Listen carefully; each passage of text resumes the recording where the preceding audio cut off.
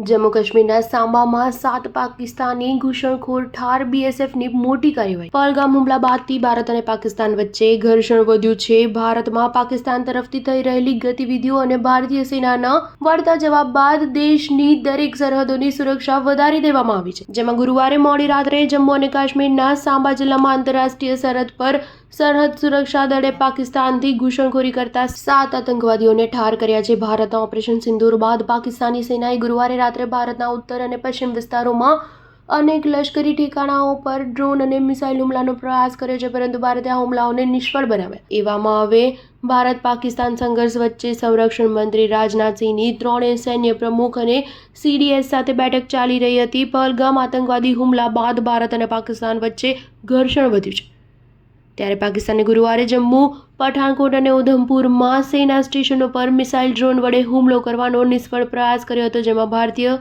Air defence system દ્વારા તમામ Pakistani missile અને ડ્રોનને આકાશમાં જ તોડી પાડવામાં આવ્યા હતા। જો કે આ હુમલામાં કોઈ પણ પ્રકારે ભારતને નુકસાન નહીં થયું હોવાનું સંરક્ષણ મંત્રાલયે જણાવ્યું હતું। ભારત પોતાની સાર્વભૌમત્વની રક્ષા કરવા અને લોકોની સુરક્ષા સુનિશ્ચિત કરવા માટે સંપૂર્ણપણે તૈયાર છે તેવું જણાવવામાં આવ્યું હતું। સ્ટાર ન્યૂઝ 7 હંમેશા સચ્ચાઈની સાથે।